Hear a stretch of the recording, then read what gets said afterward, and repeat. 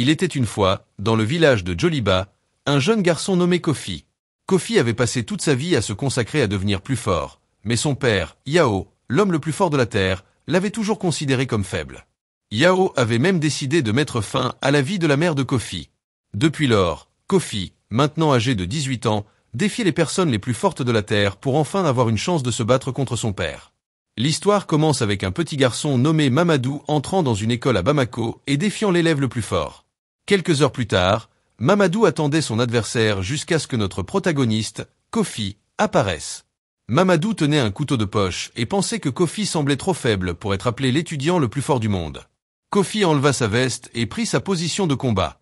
Après avoir vu les muscles de Kofi, Mamadou se rendit compte qu'il avait fait une erreur. Malgré sa petite taille, les muscles de Kofi le faisaient paraître 10 fois plus fort. Mamadou commença à trembler de peur, espérant que Kofi serait doux avec lui, mais Kofi était toujours prêt à utiliser toute sa puissance. Il disparut rapidement dans les airs et gifla les fesses de Mamadou, le projetant dans une rivière peu profonde. Alors que Mamadou revenait sur le rivage, Kofi lui tendit la main et demanda à son ami. Kofi remarqua que Mamadou avait été victime d'intimidation dans une bagarre par ses amis et l'encouragea, lui disant qu'il était 100 fois plus fort. Un militaire apparut derrière eux et dit à Kofi que son père, Yao, l'homme le plus fort du monde, avait accepté son défi. Après le départ du militaire, Kofi commença immédiatement à s'entraîner. Il commença à frapper l'air et Mamadou se rendit compte qu'il faisait du shadow boxing, une technique d'entraînement où Kofi imaginait son adversaire et combattait selon son imagination. Mamadou vit les mouvements de Kofi et commença à avoir l'illusion de son adversaire imaginaire, Mike Tyson, l'ancien champion de boxe. Ce qui était le plus choquant pour lui, c'est que Kofi parvenait à être touché par cette illusion et commençait à se blesser sur tout le corps. Kofi commença à saigner du nez et décida de terminer le combat. Il s'avança et le termina avec un coup de pied. Kofi emmena Mamadou chez lui. Mamadou lui demanda comment il allait combattre son père, l'homme le plus fort du monde. Kofi révéla qu'il avait un adversaire plus fort dans son sous-sol, un adversaire qui pouvait vaincre des lions, des tigres, des éléphants, des orques, et même le cancer ne pouvait pas le battre. En y arrivant, Mamadou vit Kofi dans sa position de combat et se fit immédiatement projeter contre le mur. Kofi s'approcha d'une table et voilà l'adversaire de Kofi, une menthe religieuse. Mamadou ne comprenait pas comment un petit insecte pouvait être un adversaire aussi redoutable. Kofi expliqua qu'un tigre de 400 livres pouvait porter environ 4x en poids, mais les insectes pouvaient être 100 fois plus forts que leur poids. Une menthe religieuse écraserait facilement tout dans le monde si elle avait une taille humaine. Kofi utilisa sa technique de shadowboxing pour créer une menthe religieuse de 200 livres. Il utilisa le même coup de pied qu'avant, mais la menthe religieuse le repoussa. Il essaya à nouveau de lui donner un coup de pied, mais l'insecte s'empara de lui et le projeta contre le mur, le détruisant presque. Alors que le combat continuait, Mamadou parvint à voir la forme énorme de l'insecte. Il vit Kofi esquiver ses attaques et lui donner un coup de pied dans le cou, mais sans infliger de dégâts. Kofi fut à nouveau projeté contre le plafond. Il se leva et tenta d'étrangler l'insecte, mais celui-ci parvint à se libérer. Kofi décida de restreindre ses mouvements, mais se fit projeter contre la table, qui se brisa sous l'impact. Il se rendit compte que l'insecte n'avait ni faiblesse ni angle mort et se demanda s'il devrait courir pour sauver sa vie. Mais il savait que s'il s'enfuyait maintenant, il chercherait également une échappatoire lorsqu'il combattrait son père. Le sourire aux lèvres, il décida de tout affronter de front. Il décrocha un coup sur la menthe religieuse, qui recula immédiatement. Il se rendit compte que son adversaire était faible face à la technique Toroken, une technique créée par un moine qui avait vu une menthe religieuse gagner un combat contre un moineau. Depuis lors, il avait utilisé l'insecte comme guide pour créer sa technique de combat. Avec cette méthode, Kofi commença à maîtriser l'insecte, atterrissant plusieurs coups et le repoussant. Il commença à adapter son style de combat en fonction des autres animaux et parvint à atteindre un nouveau niveau de sa force. L'insecte commença à s'enfuir et Kofi se rendit compte que la menthe religieuse n'était plus son adversaire et arrêta le combat. Mais maintenant, Kofi avait besoin d'un adversaire plus fort pour s'entraîner pour son combat final contre son père. Il s'envole pour le Nigeria et kidnappe le président pour être envoyé dans une prison où se trouve le criminel le plus fort. Après avoir été arrêté, Kofi est envoyé à la prison d'État de Lagos où il rencontre le directeur de la prison et lui demande de le laisser rencontrer Olu, la personne la plus forte là-bas. Le directeur s'exécute et Kofi est escorté dans toute la prison pour le rencontrer. Il remarque la sécurité renforcée avec des barrières acryliques tous les 10 mètres.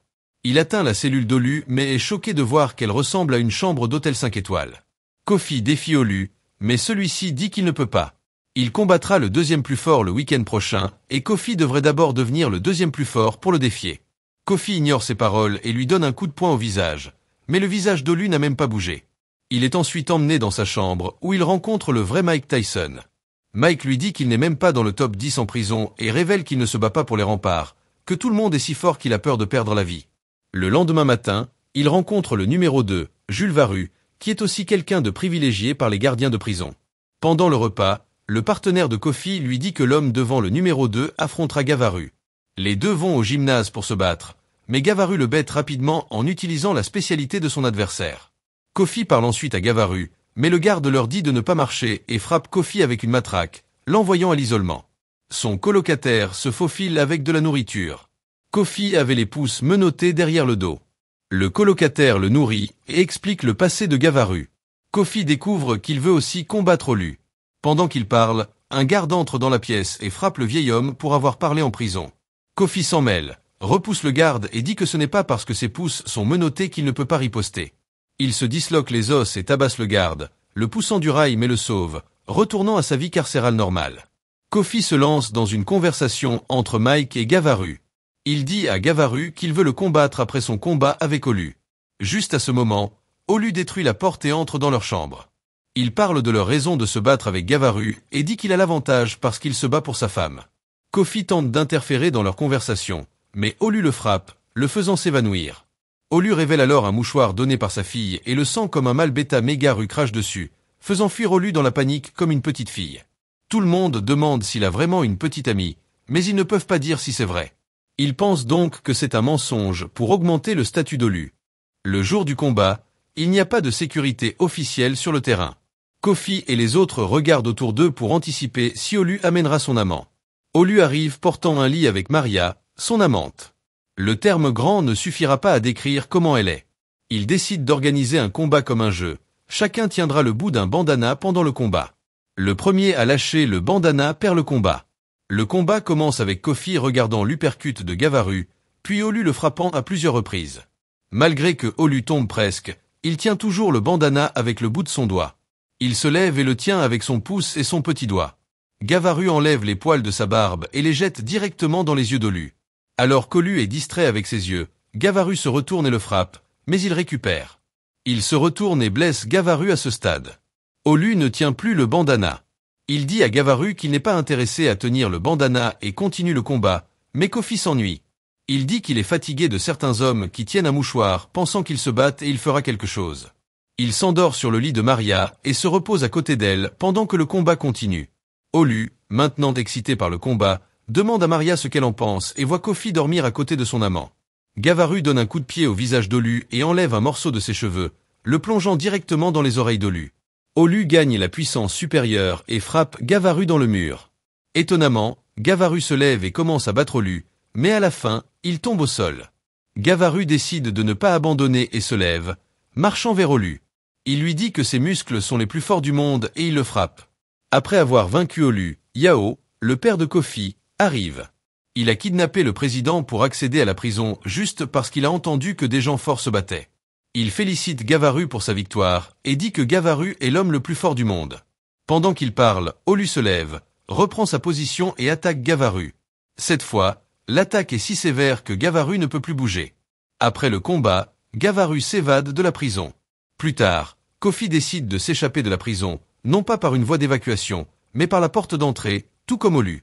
Le directeur de la prison et des gardiens armés le menacent, mais il révèle qu'il a déjà cassé les lunettes du directeur et les boutons de la chemise du gardien alors qu'il se rapprochait. Ils ne l'ont tout simplement pas remarqué car leurs yeux ne pouvaient pas correspondre à sa vitesse. Il force le directeur à l'escorter à l'extérieur, puis leur dit qu'il ne veut pas y aller et leur demande de le menotter. Il leur dit qu'il veut montrer au combattant le plus fort qu'il peut aussi être comme lui. Olu arrive avec colère et tente de combattre Kofi. Kofi casse les menottes pour se battre et lui dit qu'il ne se soucie pas des grades. À la suite de l'acte de Kofi, il est pris en solidarité avec des menottes dans les mains. Olu lui rend visite et lui dit qu'il ne pourra jamais se rendre à son poste en prison et urine sur lui, mais Kofi répond qu'il prétend qu'il est le plus grand mais ne peut pas rire comme lui. Feuille déchaînée et le vieil homme vient et donne à Kofi à manger sa nourriture. Après l'évasion, les détenus ont changé et ont commencé à se comporter plus librement. Par conséquent, le directeur de la prison, Olu, décide de choisir une date pour son combat contre Kofi. Il se rend dans la chambre de Kofi pour l'informer de cela, mais Kofi essaie d'attaquer Olu avec ses pieds. Alors qu'il allait pousser, menotté, Olu frappe Kofi à travers le mur qui traverse une autre cellule. Maintenant qu'Olu est prêt à se battre, Kofi se disloque les os et enlève les menottes. Le combat commence avec Kofi frappant Olu, mais le coup de poing ne l'affecte pas. Olu répond en le traînant à travers le mur et en le brisant. Kofi est traîné jusqu'à ce qu'il perce 2 autres cellules. Olu frappe Kofi qui est projeté contre la porte, la détruisant, et il tombe au sol de plusieurs pieds de hauteur. Olu saute sur Kofi, qui essaie de lui donner un coup de pied, mais Olu lui tient le pied. Kofi utilise son autre pied pour lui donner plusieurs coups de pied jusqu'à ce qu'il soit jeté. Alors qu'il est allongé sur le sol, Kofi commence à ressentir la même chose qu'il a ressenti lorsqu'il a combattu son père mentalement. Son corps fond et ils reviennent ensemble et se lèvent. Ses muscles se contractent si fort que les gardes commencent à voir le visage d'un diable sur son dos. Olu décide d'attaquer, mais Kofi est si rapide qu'il l'a déjà renversé. Les gardes regardent la rediffusion et voient Kofi le renverser en 0,1 seconde. Olu se lève en déclarant que Kofi est devenu fort à l'intérieur de la prison. Soudain, Olu commence à se réduire en boule. Il sait que Kofi a déjà vaincu quelqu'un avec cette technique et l'exhorte à réessayer. Kofi attaque, mais Olu l'avale puis le recrache dans un état de faiblesse. Il demande à Kofi de déclarer le combat terminé car il n'y a pas d'arbitre dans leur jeu, mais Kofi refuse et tente de le frapper à nouveau. Olu commence à se réduire en boule, mais Kofi arrête. Il lui demande s'il le prend pour un imbécile. Il le frappe alors, lui disant qu'il l'utilise pour s'entraîner à vaincre son père et qu'ils doivent se battre comme des hommes. Mike sort de son isolement et écrit à Kofi que combattre Olu, c'est comme demander de perdre la vie. Cependant, Kofi lui dit que s'il lui dit de ne pas le faire, cela signifie que cela en vaut la peine. Il se bat au poing contre Olu, prenant plusieurs coups et perdant leur précieux sang, mais Kofi commence à maîtriser son adversaire, le plaçant contre le mur. Alors qu'il continue de se donner des coups de poing, Kofi reçoit un coup de poing, perd plusieurs dents, se relève et donne à Olu une tête massive. Il va alors pour son énorme et dernier coup de poing, brisant le mur. Mais quand il lève la tête, il ne voit personne devant lui. Olu a déjà été assommé avant le dernier coup de poing. Le lendemain, Kofi est libéré après être devenu le plus fort de la prison et se prépare maintenant à affronter son père. Et ainsi se termine l'histoire de Kofi, le jeune garçon qui, malgré les doutes et les défis, a prouvé qu'il pouvait devenir le plus fort du monde.